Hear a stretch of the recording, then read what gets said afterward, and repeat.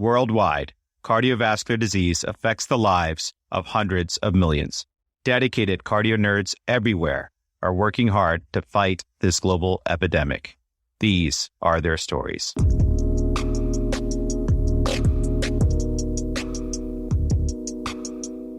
Hello, CardioNerds family. Thank you for joining us for this remarkable CardioNerds case report spanning advanced heart failure and cardiogenic shock. This episode has several key points, but a primary takeaway is that autism spectrum disorder is not a contraindication to cardiac transplantation. As with any case, these decisions do require an expert multidisciplinary team experienced in the nuanced care of such patients. We are ever so thankful for our incredible colleagues and fellows from the Cleveland Clinic, Drs. Gary Pariser, Ambreen Ali, and our ambassador from the program, Dr. Tiffany Dong, for bringing us this case, and to our multidisciplinary team of experts who elevate the discussion from their unique perspectives. Cardiovascular imager Dr. Dane Meredith, pediatric anesthesiologist Dr. Julie Niskoda, and advanced heart failure and critical care cardiologist Dr. Rand Lee. And we are honored to have joining us a special guest host, our fellow ambassador from Boston Medical Center, Dr. Alex Pipelis. Remember, everyone, CardioNerds is an independent, fellow-founded educational platform with a mission to democratize cardiovascular education. The views expressed here do not necessarily reflect the opinions or policies of our employers. You can claim free CME credit using the link in the episode description, and relevant speaker disclosures and amazing show notes are available on the episode show page. If you find the show helpful, please do help others find the show by rating and reviewing this show on your favorite podcast app. And now, a message from my son, Dhruv. Time to get dirty. Not dirty, nerdy. Time to get nerdy. Welcome back, CardioNerds. We are in the great city of Cleveland today to discuss an amazing case of cardiology. But this time we brought along one of our favorite people, Dr. Alex Pipelis, who is going to be a guest host today. She is our ambassador from Boston Medical Center, and she is just a wonderful person. And I'll just say she had completed her undergrad training at Boston University before leaving for a short stint to Chicago Medical School. Now we're going back out west to Cleveland. So welcome, Alex. Thanks for joining as a guest host today. Thanks so much for having me today, Dan and Ameth. And I am super excited to come to Cleveland, talk some cardiology, and learn from you guys. This is such a special recording because not only, Alex, do we get to spend more time hanging out with you as our guest host, but we also get to learn from three remarkable individuals I've had the absolute pleasure of working with and learning from my home institution here at Cleveland Clinic. And so I'd like to welcome to the CardioNerds podcast for the very first time, Dr. Gary Pariser, Ambreen Ali, and Tiffany Dong. Tiffany, many of you will know as our ambassador for the Cleveland Clinic program. But since it's your first time being here for all of you, why don't you go ahead and introduce yourselves? Hi, guys. My name's Gary Pariser, born and raised in Los Angeles, California. Completed my medical school at Case Western Reserve University, just down the street from where I'm working now. And then went to Texas at University of Texas Southwestern Medical Center for my residency training. And then the sweet siren call of Cleveland brought me back for a cardiology fellowship. Hi, everyone. I'm Ambreen Ali. I'm one of the fellows at the Cleveland Clinic. I was born and brought up in Karachi, Pakistan, and that's where I did my medical school at the Afghan University. And after that, I came to Cleveland to do my residency here at the Cleveland Clinic and loved it so much that I decided to stay on for my fellowship. So it's 4 years here and counting. Hi, everyone. My name's Tiffany. I'm originally from Northern California. I went to medical school at George Washington in D.C., and then did my residency at Emory, and with Ambreen and Gary now as first years at Cleveland Clinic. Awesome. I'm super excited to be back in the Midwest, especially hearing from you guys and talking some cardiology. Where are we going to hang in Cleveland? Well, we could go hang out on Edgewater Beach, although I should correct myself. Being from LA, it's the lakefront. It's not really a beach. But it is a beautiful lakefront with a beautiful beach. So I'm game. Let's go. Let's hang out. And while we're there, let's talk some cardiology. You guys have a case? Okay. So what we have is an 18-year-old man who has a background history of autism spectrum disorder, anxiety disorder, and asthma, who is presenting to us as a transfer from an outside institution for the evaluation of dyspnea. So the story really begins about 5 months prior to the current presentation, and the narrative history of cardiology is really important, so I'm going to start there. So 5 months ago, he was admitted to an outside institution for a quote unquote bilateral pneumonia, treated with a course of azithromycin, got better, and was discharged home. And then was in pretty good health until about 2 days prior to his current presentation, when he came to the ER with a nagging cough, a low-grade fever, difficulty breathing, and a poor appetite. And the same institution that treated him 5 months prior found him to be very tachycardic, tachypnic, and hypotensive. And their initial workup was concern for pulmonary embolus or maybe pneumonia. So they scanned him for a PE. That was negative. And they gave him a bunch of fluid and antibiotics in the ICU when they discovered, his left ventricular ejection fraction is 25% on transthoracic echocardiography. So then they turned around and started to diurese him, but he didn't really improve his blood pressure or tachycardia. So they sent him over to us. In terms of his med regimen, he's on budesonide, he's on daily fexofenadine, he's on daily montelukast. He doesn't really have an exciting family or social history. He's actually graduated high school pretty recently. And at this point, when he hits the door for us, he is a febrile but still pretty tachycardic with a heart rate of 115 to 125. He's breathing 18, 20 times a minute, and his blood pressure is still relatively soft. Maybe 90s over 40s to 50s, saturating pretty well on 2 liters.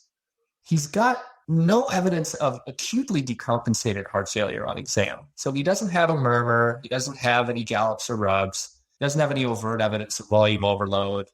His neck veins are relatively flat. He's lying in bed comfortably. His extremities feel warm and well perfused. And the first set of labs really come back pretty unexciting.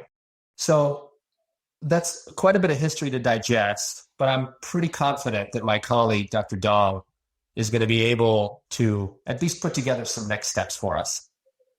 Yeah, thanks, Gary. That was a great presentation. There are, I think from the get-go, what's concerning to me is this is his second recent hospitalization in a relatively young gentleman. As you stated, his vital signs, so he is tachycardic to the 110s to 120s, and his blood pressure is a bit soft. So you kind of wonder, even though with your exam being more reassuring and your labs are unremarkable, how would you categorize somebody like this? And one thing I find that is helpful is the SCAI stages of shock. So if you're triaging this gentleman, especially with his hypotension and tachycardia, you're looking for other signs of shock. So stage A is somebody who's at risk of shock. So as you pointed out, we suspect a component of heart failure. But on exam, they're relatively euvolemic. And if you do invasive hemodynamics, they'll have a preserved cardiac index with a mixed venous that is greater than 65%. He sounds euvolemic from your exam, but I think he's more of stage B, which is the beginning of shock, where you have this relative hypotension and he's tachycardic, but maybe without signs of hypoperfusion. You know, on exam, they might be wet and warm. They might have a slight creatinine bump, but their lactate is normal. And hemodynamically, as we mentioned, their systolic blood pressures are soft, maybe less than 90, or the MAP is less than 60.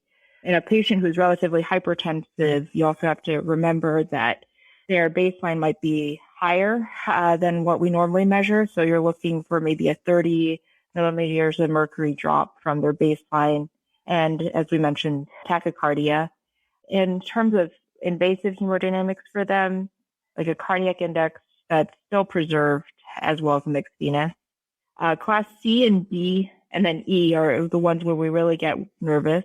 So class C, you're starting to see hypoperfusion, and you probably should have some intervention available for them. So on exam, they're cold. They're not really making much urine, and they might be altered.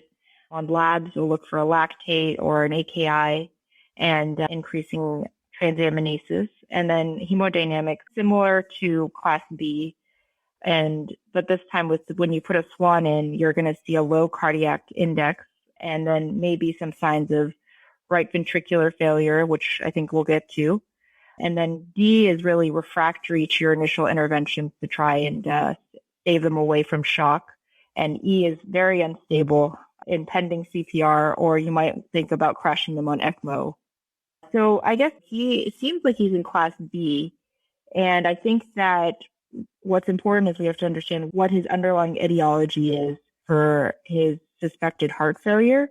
That was beautiful. And right now, actually, at this very moment, you are rotating through the CICU and your approach is incredible. You've identified that this gentleman is sick. He's young and he's already hypotensive and tachycardic. And I was having a conversation just yesterday with Dr. Justin Berg, who is host of Cribsiders. And we were talking about shock in the pediatric population. And his pearl to us was that by the time, they kids, these young adults, they tend to have a robust physiologic reserve. So that by the time that they are hypotensive, this is a very serious and acute situation. So right off the bat, you've identified this is a young gentleman who's already hypotensive tachycardic. We know his ejection fraction is low. So even before I start thinking about what is the etiology, I've got to start acting, risk stratify him, put him in a classification and act appropriately. So that is a wonderful impulse. And, in the acute moment, that's perfect. I am wondering, what is the etiology and how might we put together the bilateral lung, and I'll put in quotations, pneumonia. Maybe we can just say infiltrate because we don't know exactly what that was. And now this patient with low ejection fraction in tenuous hemodynamics. And I think just broadly speaking, we don't have enough information, but broadly speaking, there are only three possibilities. Either A, this patient is somebody who's had low ejection fraction for a long time that was undiagnosed from any number of etiologies. And now there's some acute hit on top of that. He's presenting acutely decompensated. B, the bilateral lung infiltrate was a process that is directly related to why this patient has low ejection fraction. Could that have been a viral prodrome or some connective tissue disorder that is now resulting in some sort of non-ischemic cardiomyopathy? Or C, this patient is developing the subacute progressive cardiomyopathy, and that bilateral infiltrate was actually the presentation of heart failure that went undiagnosed at the time. And now we're seeing the progression of that. So I'm really curious in which box this patient fits in terms of the relationship and the tempo, where the bilateral infiltrate fits in. But, it sounds like we're on high alert. We're managing him. We're getting more data, both to manage him acutely and to try to figure out what the etiology is. And in addition, on the note of his current classification and trying to figure out where he is right now with regards to perfusion, Gary, do you mind just going back to the labs and giving us a sense of his organ function, his lactate, cardiac biomarkers when he hit the door? I know you said they were not very impressive. Yeah, so we had a complete blood count. We had a comprehensive metabolic panel. We had an NT-proBNP. We had a set of troponin Ts. The comprehensive metabolic panel was completely clean. His creatinine was 0.9. All of the rest of his electrolytes were completely unremarkable. His LFTs were unremarkable. His CBC, everything fell within reference ranges. His NT-proBNP was about 800 or 900 when he arrived, which was really the only laboratory indication that his heart was struggling. The rest of his labs, he had a lactate, was 1.2 when he initially hit the door. Not a lot of lab evidence that his heart is struggling, although we already know that his LVEF is 25, and we see the tachycardia and hypotension in front of us. Gary, I think that's a beautiful point because these labs are quote unquote reassuring. And the physical exam, yes, we mentioned the vital signs, but as you said, the patient is not in any acute distress. He's got even an unlabored respiratory effort. He's able to speak in full sentences. And this just, again, highlights this point that Amit brought up, that younger patients have a robust way of compensating. And that may be on physical exam, but it also may be in the labs. So these are not patients that you can really judge whether or not they're going to do well based on a chart review, right? Or even somebody's note. You have to really see these patients and just, again, that understanding, that appreciation of a low blood pressure, but the tachycardia just tells you so much about this patient. It's a required tachycardia just to get the cardiac output to get by. This patient is basically just getting by, and he is perfusing by all sense of the words. And, when I initially heard, we bring up Tiffany, when you brought up the shock algorithm, you're like, some people would have seen this patient and not even thought about shock. And that is exactly the point of a shock algorithm or a shock classification, so that people think about it and figure out where your patient is in the spectrum. And they may be in an early class of shock, but it doesn't matter. Once you've put them in a shock box and you've now thought about them as a patient that could easily decompensate, you are going to basically deliver better care to this patient. And so that, I think that is definitely worth highlighting again.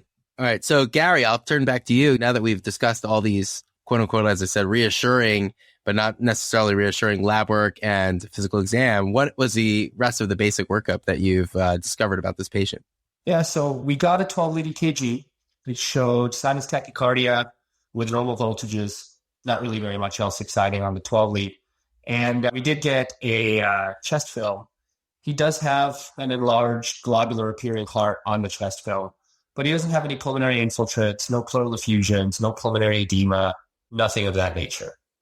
So interesting. It seems like this young guy is coming in tachycardic, hypotensive. We have a report of a possibility of reduced ejection fraction. Did you guys get an echocardiogram when he came into Cleveland Clinic? We sure did. His echo demonstrated biventricular, actually 4-chamber enlargement with reduced biventricular systolic function.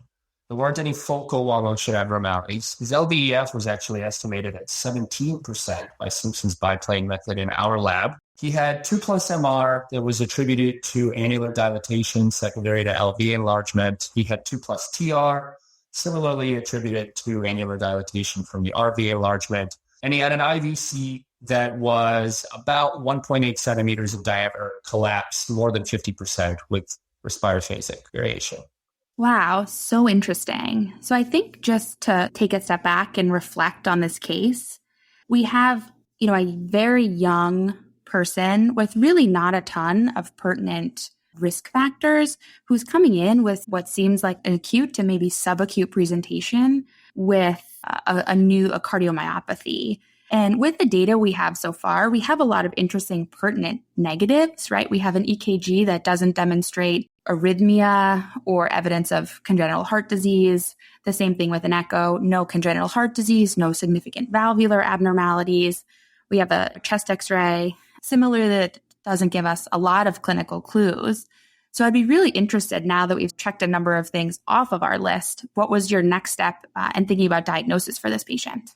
Yeah, that's an excellent summary. That's where our thought process was at the same time. This prior illness that had been described, and going back to Amit's point about how do we put together this entire clinical picture, this illness that the patient had described that took place about 5 months ago, we had some sneaking suspicion that was an episode of a viral infection, particularly in the era of the COVID pandemic. Unfortunately, there weren't any commercially available tests at the time, but we thought that sounded like it might have been a viral illness and that viral myocarditis was at the top of our differential. How did you guys decide to work it up? Yeah, so the diagnostic test of choice that we reached for was a cardiac MRI in this case, just because of the outstanding tissue characterization, the ability to visualize active inflammation in the myocardium versus edema versus scar. You could see whether it's in an ischemic or a non-ischemic distribution. And it is, as far as I'm concerned, the diagnostic test of choice when I'm looking for myocarditis. Hey guys, great news. You just came back from the cardiac MRI. Oh, okay. So let me call Dane, our senior cardiac imaging fellow, and see what he thinks about it and what the MRI shows us.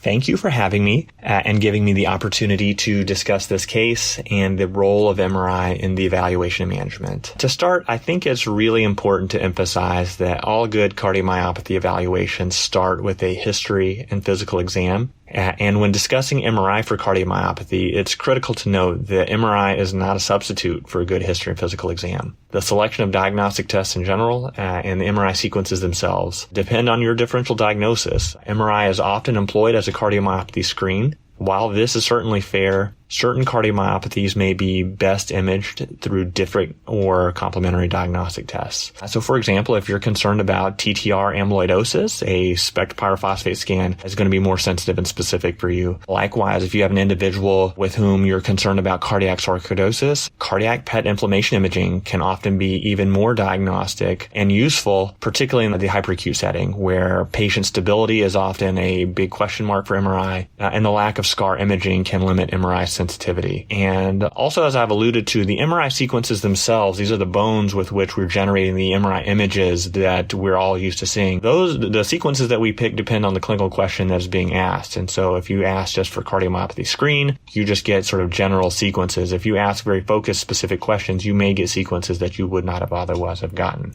So for example, if you're interested in evaluating for things like arrhythmogenic dysplasia, right ventricular dysplasias, we're going to spend a lot of time and energy doing various stacks through the right ventricle to understand right ventricular size, function, aneurysms, dyskinesia, and late gadolinium enhancement and fibrofatty changes of the right ventricle. Similarly, if you had a thalassemia patient getting lots of blood transfusions, we're going to be doing the T2 star sequences, which are a sequence used to quantify iron overload in the myocardium. This is not part of the standard protocol, at least here, but if you were to put that on your differential, that's something that you would get. Likewise, I mean, amyloid, while is a common question for MRI, if you specifically ask about amyloid, we're going to spend a lot of time doing high quality T1 mapping, extracellular volumes throughout the entire myocardium, whereas if it's part of just a general screen, we do look at these things also, but you're not going to get the comprehensive exam that you might otherwise get. Likewise, with hypertrophic cardiomyopathy, if you're really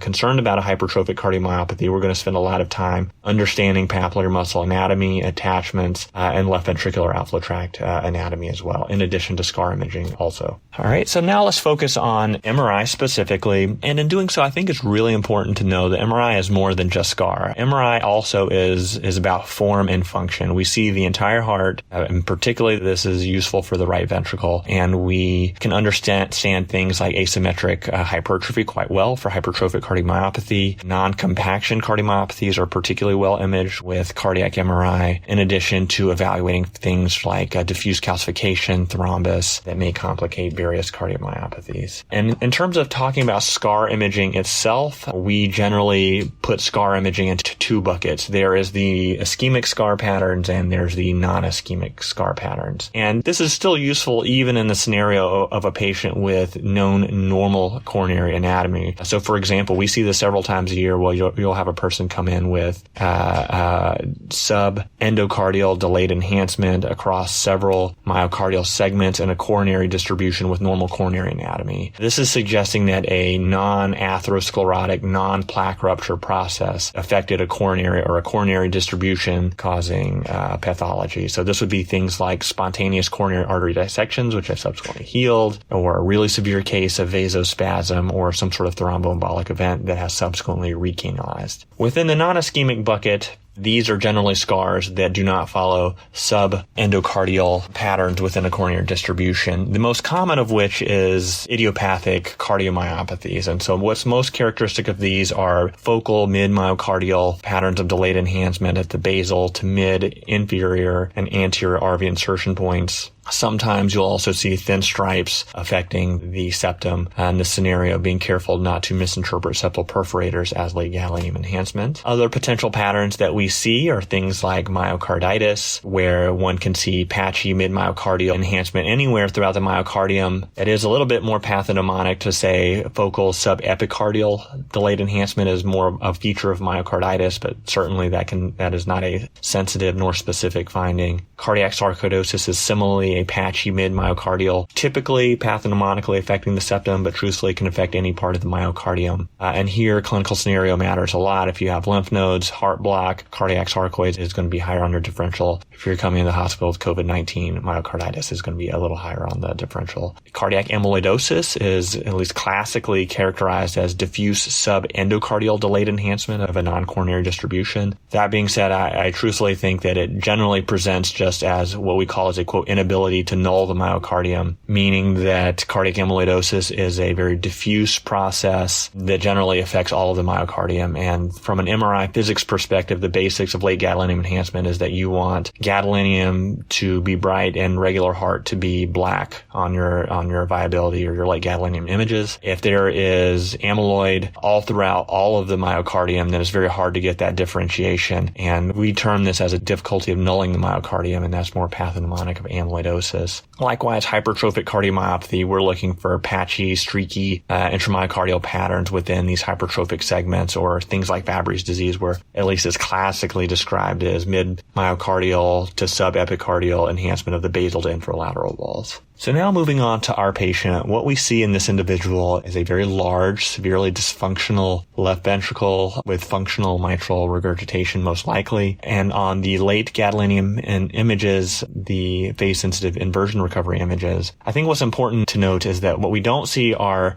patterns or morphologies suggestive of other forms of cardiomyopathy, such as sarcoidosis, myocarditis, non-compaction, things like this. What we do see is focal mid-myocardial delayed enhancement of the mid-inferior RV insertion point. Taken together with this patient's young age, presentation, dilation of the left ventricle with severe dysfunction and focal enhancement at the mid-inferior RV insertion point, this would be most characteristic of something like an idiopathic dilated cardiomyopathy. All right, thank you. Great, thanks. So interesting. And I'd be curious to see how you guys are putting this together, because from what I can see, we have a lot of pertinent negatives and a lot of things we've been able to check off our differential. We haven't come to a firm answer yet. And in the back of my mind, I think we're still worried about this hypotension and tachycardia. So what did you guys do next? Absolutely. So our operating diagnosis here was an idiopathic, non-ischemic dilated cardiomyopathy. And we were definitely still concerned that this patient was showing us advanced features. So to define his hemodynamics and determine what our best next therapeutic steps were, we took him down to the cath lab for a right heart cath. And we let the bird fly. The swan revealed a right atrial pressure of 5, a right ventricular pressure of 55/5, PA pressure of 55/28 with a mean of 37, and a pulmonary capillary wedge pressure of 35. His thermodilution cardiac index was 2.7, and his assumed FIC cardiac index was 2.1. Yeah, interesting fan numbers. So what we see here are pretty high sided intracardiac pressures, also right-sided, but more left-sided intracardiac pressures with a high wedge pressure and low normal cardiac index. So it puts us thinking maybe this is predominant LV failure, and he is struggling, but just barely maintaining some reasonable cardiac output. That is exactly how we felt about it. And given the borderline cardiac indices, we elected to leave the PA catheter and tailor his therapy to the PA catheter numbers in the intensive care unit. But at the same time, it really struck me how uncomfortable the patient became with the catheter in place. It really provoked a lot of his anxiety. Being in the ICU with all of the alarms and bells and everything ringing around the clock, he was miserable in there. It was a really overstimulating atmosphere for him. So we ended up feeling like he diuresed pretty well with IV loop diuretics, and we ended up feeling like he'd probably get at least calmer care out on the telemetry floor. But even on the telemetry floor, without the PA catheter in place, anytime we tried to introduce him to even a tiny dose of captopril, he became very hypotensive. He didn't tolerate it in the slightest. He floundered outside of the ICU. His appetite was poor. He started to lose weight. And then he developed this spontaneously waxing and waning lactic acidosis. So looking at his right heart cath numbers, I think one really interesting point is looking at his RA to wedge ratio. And actually, we just recorded a super exciting episode with Dr. Mark Drasner from UT Southwestern, who terms this group an RV compensated group, where, and I think we actually saw this with our patient here, we can be fooled by our physical exam, where I assume with an RA of 5, his JVP was low. And that sort of leads us maybe to underestimate how bad his LV was and how high his left-sided filling pressures were. So I think it's interesting when we think about some of these patients who don't fall into our typical sort of 1-to-2 ratio of the RA to wedge group.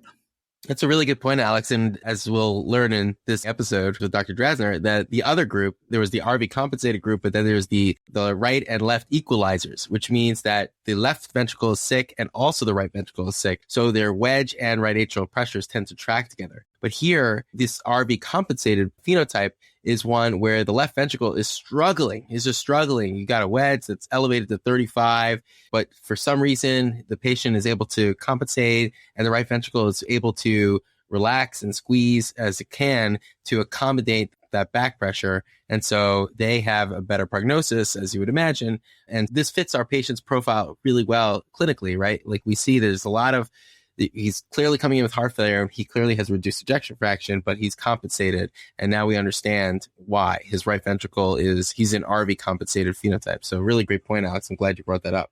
Yeah, and when is that important? That's the link between when we're trying to assess LV filling pressures, right? The patient's level of fluid overload or fluid status based on a JVP exam. And so this is the point when Dr. Drasner was saying, like, look, you could have a JVP that is seemingly normal, but with a very elevated wedge pressure. And so that's earlier we were talking about, was there a need for this right heart cath? Because on exam, the patient was euvolemic, right? The JVP was not elevated. And the blood work did not show evidence of end organ perfusion. But this was a young gentleman who was hypotensive and tachycardic. And there was something about the way he looked that made you uncomfortable. And you said, no, we need to define the hemodynamics because something doesn't smell right. And now with the right heart cath, we're seeing that something wasn't right. You got the right heart cath in, you diuresed the patient, and now we're in a position where he's just not responding to medical therapy. Gary, how did you proceed next? Because it sounds like you were stuck in that moment. We really were stuck. I think it's an excellent discussion of interpreting the right heart cath numbers. The one other thing is that the guy's wedge is 35 and his lungs are pretty clear on chest x-ray and on exam. Now, if one of us in this recording suddenly developed a wedge pressure of 35, almost invariably we would flash and require immediate therapy. But I think his wedge being 35 and him breathing on room air or 2 liters of oxygen actually speaks to the chronicity of his heart failure, that his lymphatic system in his lungs has adjusted and has become robust enough to pull pulmonary edema out of him at the same rate that it's forming, even with a wedge pressure of 35. So I think when we're thinking about how long this has been happening, the fact that he's not in respiratory distress despite that high wedge pressure speaks to some chronicity of this syndrome. But the crux of the situation here is that this patient has a lot of advanced features of heart failure, and he needs advanced therapies.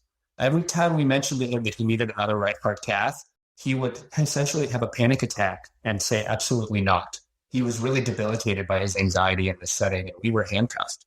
Now, when you think about how anxious a PA catheter made him, there's no way he's going to withstand an LVAD with a drive line and the batteries and all of that. So we started thinking about whether or not he needed a heart transplant. But of course, when you need a heart transplant, you're going to need serial endomyocardial biopsies. You're going to need to have more right heart caths. And he was so resistant to right heart cath because of his anxiety. We actually started to question his candidacy. Right, Gary. And this is a point of considerable challenge in this case, because this patient is not just another young 18-year-old patient. This patient has very severe, I must stress, anxiety with anything and any sort of physical contact. So getting any procedure done right now or later down the road was a constant struggle for him to overcome.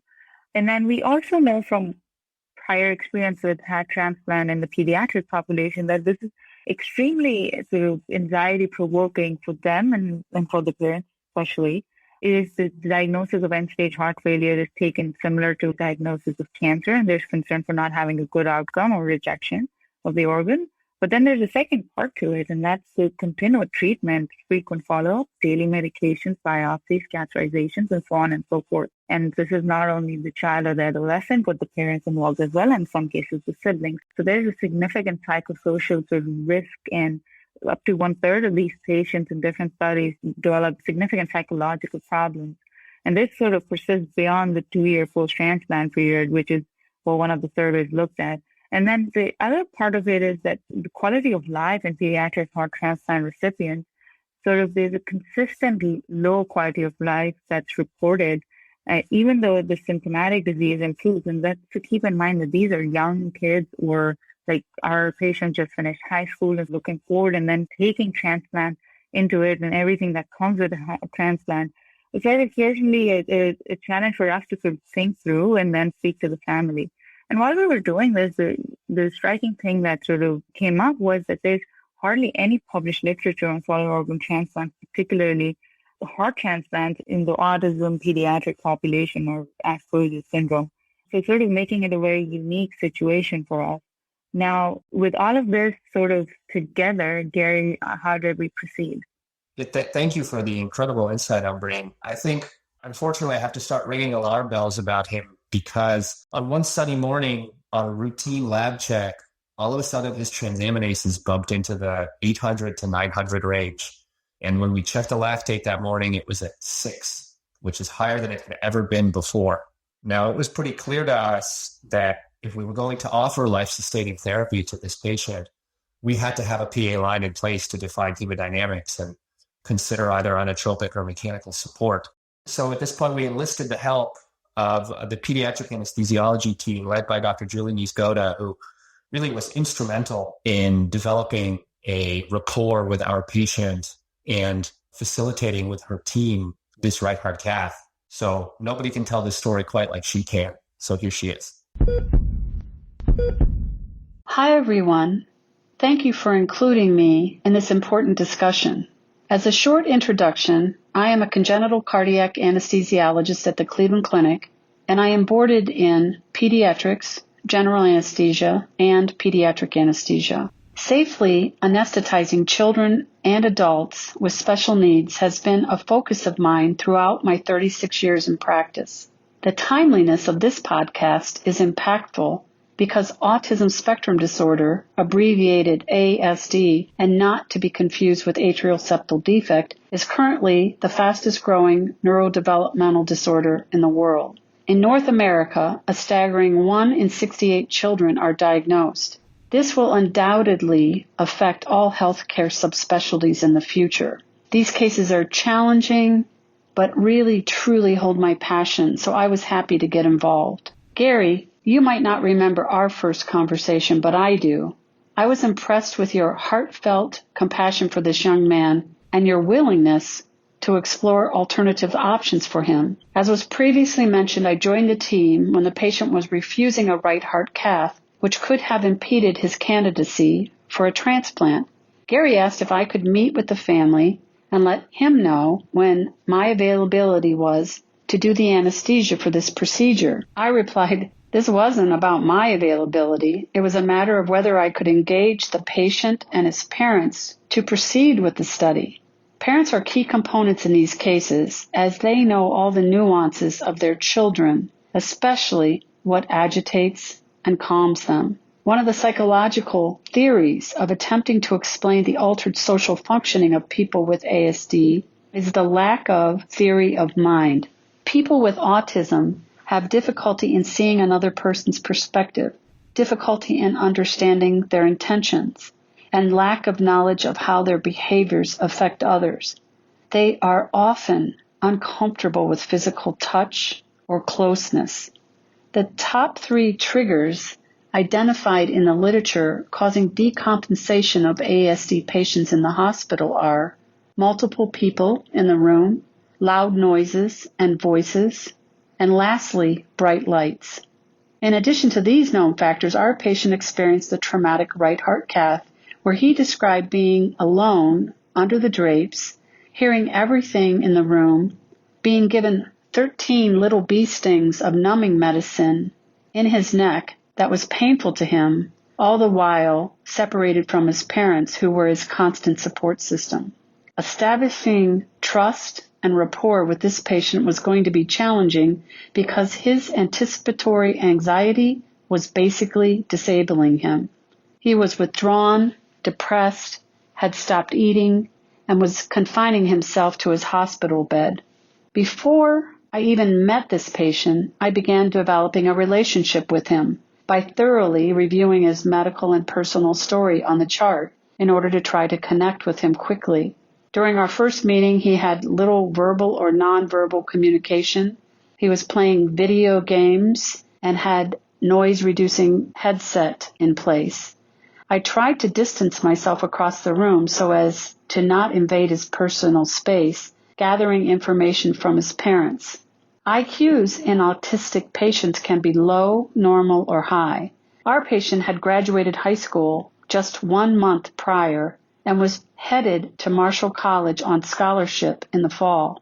His parents were particularly proud of this because they had to advocate for their son to be allowed a mainstream education through the legal system. The school board actually thanked him and his parents at graduation for pushing them because their son taught them so much about how to care and educate autistic children. His parents told me of his love for computers, video games, and figuring out how things worked. I developed my relationship with him further by calmly and quietly talking with him about his awesome accomplishments, his likes and dislikes, while validating with empathy how difficult and confusing everything was right now. I kept our conversations to a 5th or 6th grade comprehension level. I came in on weekend evenings when staffing was low and interruptions were less in order for him to focus on topics. We reached a point where I could approach him about his willingness to undergo a second right heart cath if and only if he and his parents could collaborate with the plan. We discussed how he was in charge of his body and he alone could make choices to impact his ability to get better. We engaged child life, occupational, physical, art, and music therapists, as well as his parents to constantly review the plan. I would truncate discussions, being mindful to not overload him, and would have him verbally teach back the plan to me to assess his comprehension. He was extremely anxious and fearful of needles and pain in his neck from his previous experience. I discussed topical LMX lidocaine cream, detailing how it works with him. To get on his level, I told him it was like a spoonful of sour cream placed on your skin and covered with a clear plastic bandage. He replied, "I don't like sour cream." "Okay, do you like whipping cream?" I asked. "Yes," he replied.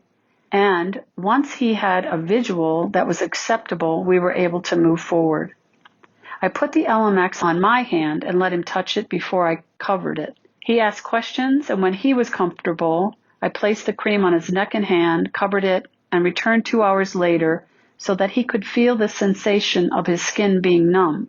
This was to prepare him for the procedure by mocking up what he would experience, hoping to avoid decompensation during the actual procedure.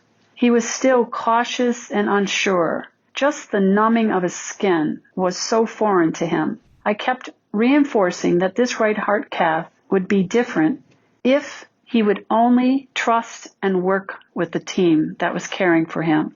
I was amazed at his retention of information and detailed teach-back with each visit. He became more engaged and he was more comfortable when the procedure time approached.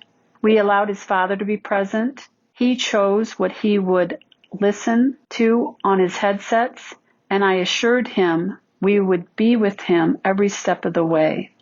His heart failure limited the amount of IV medications we could give to him. At times, trust and hand-holding have gotten patients through cases. My colleague jokingly coined this mommy anesthesia. Our patient was constantly reminded if he could get through the right heart cath, get a new heart transplant, he would feel better and have more energy, and going forward, he would be able to be sedated for right heart caths because he would have a stronger heart at this point. This was a driving factor for him to keep going. I knew we had to be meticulous with the execution of the plan.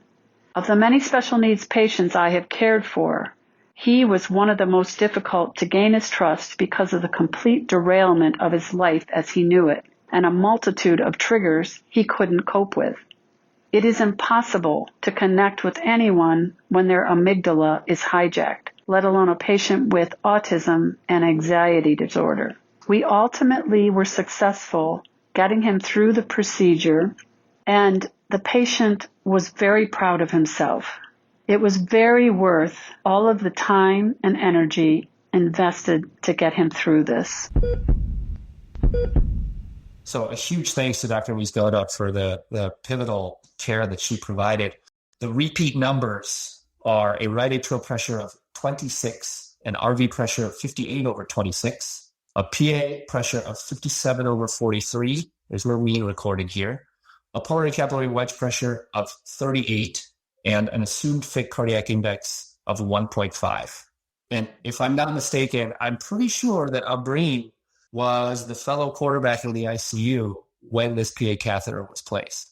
So yeah, these numbers are remarkably different now. And what's really different here is that our RA pressure, which was 5, is 26 now, and where RV pressure is 58/26, while the wedge pressure is about the same, 38, but our index is taken in nosedive and is about 1.5 now. So he's clearly doing much worse. But I think the thing that jumps out to me is that his RV, which we thought was well compensated, and it was predominantly high LV pressures, has given in now, and he's going into RV failure. So just to briefly talk about how we use PAPI, or pulmonary artery pulsatility index, as a surrogate for this. So PAPI was basically shown to predict requirement of RV support in patients receiving LVAD support. And we extrapolate that to many circumstances as a crude surrogate for how well the RV is doing or will potentially do should we give any sort of LV venting support. And the usual cutoff is around 2. Different people take it between 1.8 to 2.2. Anything less than that has a higher propensity to worsen. And we see this fairly commonly in patients who can decompensate fairly quickly once we reach this stage. So his PAPI at this time with the second heart catheterization comes out to about 0.5, which is very concerning. Now, this happened, and then a few hours into the call, we're reaching that area, that point in time when things started to go really south, and we're into the weekend. So he has continued hypotension, systolic blood pressures in the 80s on norepinephrine. He's very tachycardic, persistently 120s and higher. Lactate continues to rise, and his liver enzymes are worsening. So at this point, we know that we have to do something. The whole discussion about whether advanced therapies are appropriate for him was at that stage at this point where we decided that we would offer whatever we can and see whatever we can given his anxiety. But then suddenly all of this started happening, and there wasn't that much time. So given the acuity of his sort of precipitous decline, we decided to give him some support. But the same challenge came up. He, at this time, because he was sicker, was also so much more anxious that he would not even allow me or anyone else to go near his bed anymore. We decided to give him conscious sedation and give him some sort of mechanical support. And the first one would be an intra-aortic balloon pump because it was readily available. And also we could do it fairly quickly. And the challenge was to get anesthesia back in. And this was the middle of the weekend, and we had to wait for people to come in. But when they did and they attempted conscious sedation, it was not enough for him this time. And that it was becoming very hard to maintain his hemodynamics with that. So we went ahead and electively intubated him. Now, when that happened, to my horror, I saw equalization of systemic and pulmonary artery pressure of 65. And that's not something that's incredibly surprising, given how bad his RV was. These patients who are in bad RV failure are so preload dependent that even a slight change will cause profound RV failure. And the lost systemic tone and systemic pressure with sedation that rapidly decreases RV preload and total cardiac output leads to worsening RV ischemia and then worsening RV failure. And it's a cycle of badness that sort of perpetuates itself. And these patients can code quickly and require massive vasopressor support to maintain high systemic pressures. When this happened with him, we knew we had to act quickly. So we cranked up his norepinephrine to get some systemic blood pressure up. And within the next 10-15 minutes, got the intra-aortic balloon pump in quickly. So once we got the balloon pump in, things seemed to temporize for a little bit. But then going back to how poorly his RV was doing at this time, his pressure requirement was still very high, and his lactate was continuing to rise despite high doses of norepinephrine and the balloon pump. At this point, we looped in our bigger multidisciplinary team, which includes cardiothoracic surgery and interventional cardiology as to what the next step would be. And the decision was made to escalate to VA ECMO, which we did at the same time, so within the hour. And so to not lose any more time. Yeah, Ambreen, you're giving such a detailed picture of what is going on in these pivotal moments in this gentleman's life. You know, he is decompensating faster than maybe we would have predicted. His RV is now involved. You guys are doing everything possible, putting an intra-aortic balloon pump just to get whatever support you could, escalating to VA ECMO. And of course, this is a multidisciplinary team decision, activating advanced mechanical circulatory support that you do with a great degree of awareness about what the next step will be. What is the step after VA ECMO? Where is he going to go after that? And I'm hearing about this from your perspective and from the medical team's perspective. I just want to briefly take a moment to, as a father, just recognize that this gentleman is 18 years old and he is crashing and burning, crashing onto VA ECMO in our unit. What was the conversation with the parents around this time? What was their affect? How did you counsel them through these dire moments? Yes, thank you for bringing this up, because it was a very important integral part to this. And so initially when I started speaking with them, when things started to spiral down, we're focused on just the immediate support. But during this, while we were preparing, we did talk to them with our heart failure team with the same sort of outlook that he's an 18-year-old, very smart, brilliant guy who deserves the best chance possible. And his parents just wanted him to have the best chance possible, whatever it takes and whatever the cost might be. It may be them having to hold his hand for many years in terms of treatment and support, but they wanted to do it. And we were all very invested. So we made a decision. And it was not a quick decision. We've been talking about this for a few days, so at least we have that. So we made a decision to list him as soon as we can get him on mechanical circulatory support and temporize him for the time being. So the VA ECMO and aortic balloon pump was done as a bridge to transplant. And the same evening, we were able to list him as status 1.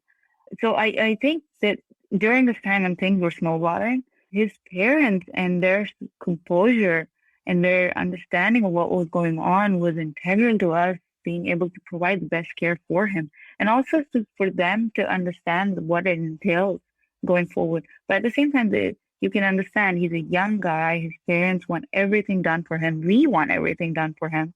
And so it was a fairly quick decision. We were all on the same side, and we all wanted the same thing for this patient. There were no two opinions about it. Ambreen, that was beautiful. And I could really see this being a tremendously challenging situation, but it sounds like you were able to help support the family and get them through this crazy situation where they brought their son in, again, looking in no acute distress. And for all intents and purposes, this was another hospitalization for maybe another pneumonia that they were wondering, maybe that we just need another antibiotic. And you walk them through this whole process, and you yourselves again recognize that this patient was a high risk patient, but again there were so many things pointing in the way of a chronic issue, right? And you didn't have this crazy myocarditis on MRI. You didn't have a process that was yelling at you in the face that this heart is going down, but yet you recognize that this patient was tenuous and that he was compensating and could fall off the cliff. And so when that actually happened, you were prepared and you had the team ready. So obviously your backs are up against the wall. You've offered him maximal mechanical circulatory support at this time. So what were your next steps? How did you save this patient's life? Thank you so much, Dan, for that summary. So then he was on ECMO. Before 10 days were out, we were able to get him a heart transplant. And he did really well afterwards and eventually got discharged and was doing great. The family was so happy. He was so happy, and we were so happy. It was such a fantastic and satisfying outcome. Yeah, Ambreen, this was a major win, I think, both for us as a team and especially obviously for the patient and his parents. This was not necessarily the straightforward advanced heart failure to transplant given his autism disorder, but I think that this is also something that we have to keep in mind, not only treating the hemodynamics that we're seeing in front of us, but also being mindful of the patient. And as Gary touched on, we had great collaboration with pediatric anesthesia to help us get these hemodynamics. And then also our team was able to get him onto advanced therapies rather quickly and ultimately provide him the best care possible. Tiffany, thanks for summarizing those key and salient points. And broadly speaking, guys, it was such a pleasure to visit you in Cleveland. Beachfront, lakefront, I don't care. You guys are just such a great group of people, and the care that you have delivered and the lessons that you have taught us are truly priceless. So Gary, Ambreen, Tiffany, thank you. Thank you. And Amit, you can be part of this. Thank you for having us. And a special thank you for Alex flying over to Cleveland with us, taking time out of your day to guest host this amazing episode. So the CardioNerds Nation, thanks you all. Thanks so much for the return to the Midwestern hospitality. And I certainly learned a ton from this case. So really appreciate it.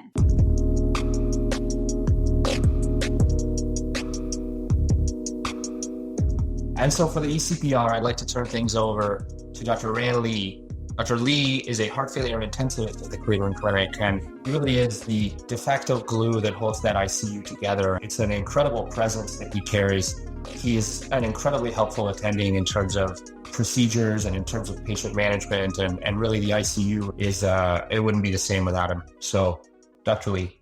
Thank you for the kind introduction and for the opportunity to contribute to this CardioNerds case report. This topic on cardiogenic shock, acute heart failure, temporary mechanical circulatory support, and advanced therapies really highlights the ongoing intersection and multidisciplinary collaboration between advanced heart failure transplant cardiology and cardiac critical care, two areas which I'm deeply passionate about. I'll spend a few minutes discussing the case from a cardiogenic shock standpoint. As many of our listeners know, morbidity and mortality from cardiogenic shock remains a significant problem in 2021. Mortality rates have not significantly changed over the last few decades, hovering around 30 to 40% of cases, while cardiogenic shock from acute myocardial infarction remains the highest prevalence. Acute decompensated heart failure leading to cardiogenic shock is increasing in number, as seen in the aforementioned case. This also includes cases of acute myocarditis, stress-induced cardiomyopathy, or drug-induced cardiomyopathy. We have several means at our disposal to improve outcomes in cardiogenic shock in the current era, all of which were highlighted in this case. This includes, but is not limited to, phenotyping and defining stages of shock, early and often invasive hemodynamic monitoring with PA catheter guidance, rapid recognition and multidisciplinary involvement, for example with a shock team, the timely, efficient, and appropriate deployment of temporary mechanical circulatory support, and finally, the standardized care in the cardiac intensive care unit, which are pillars for improving shock outcomes.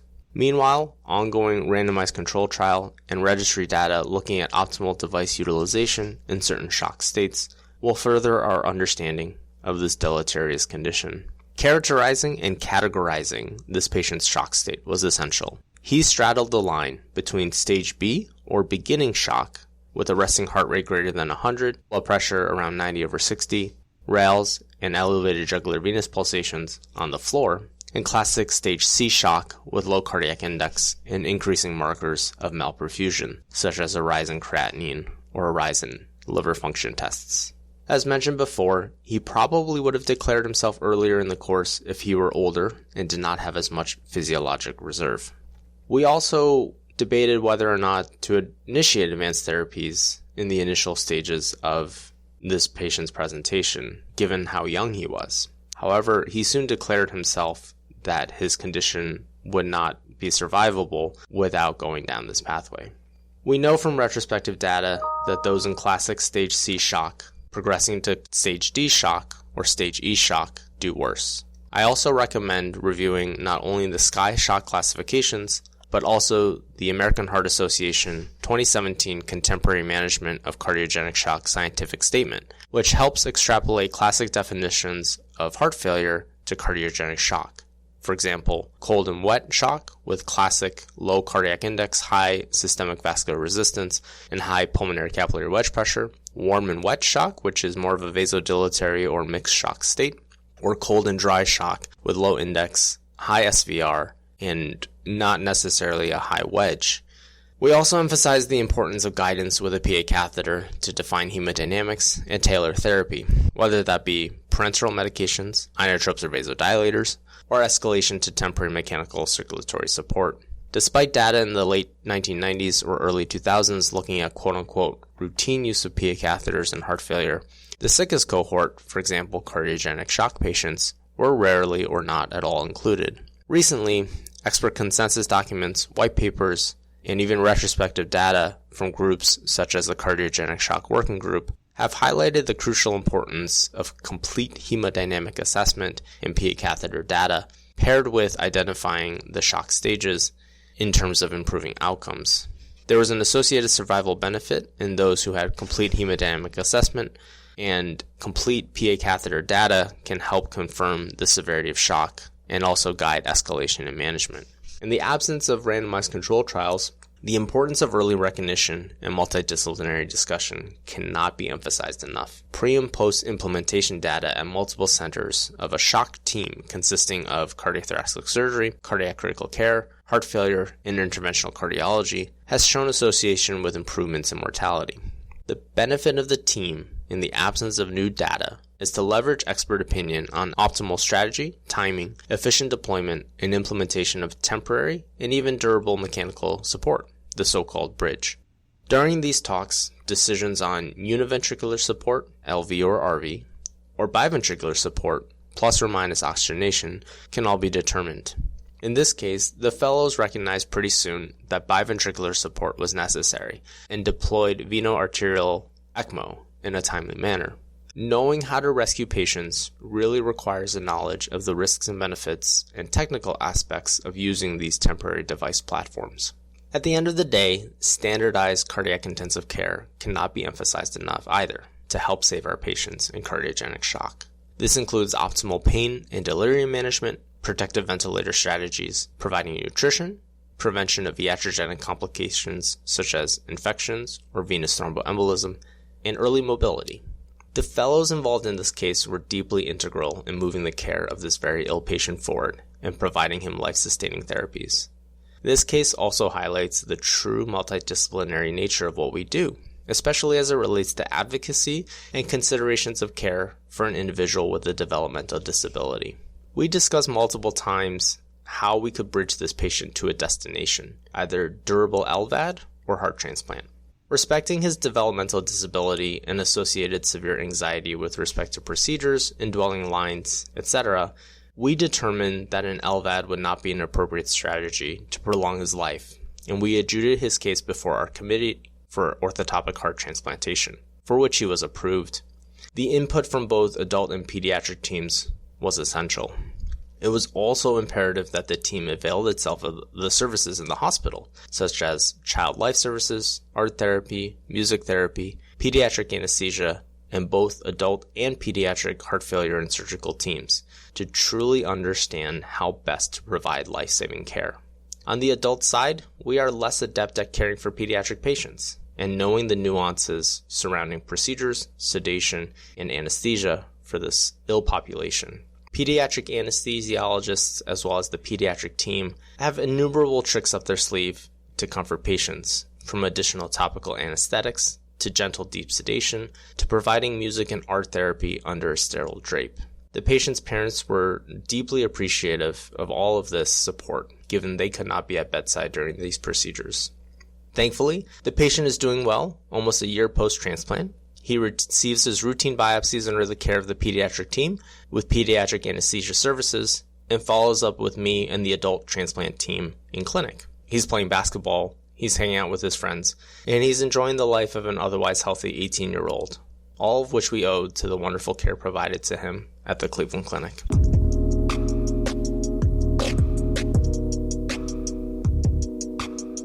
On a final note, our congenital cardiac anesthesia team has done all of this patient's post-transplant right heart caths. The first few were labor-intensive, however, by maintaining a routine plan from check-in to discharge with familiar caregivers, he now sails through without parental presence. Our relationship has flourished throughout the hospital stay and beyond. In the end, we are now discussing the why to everything he endured. We talked about college, what he will do, possibly entering a field to help others by inventing something to help heart failure patients, or becoming a spokesperson or role model to help the special needs patients and parents by telling his story.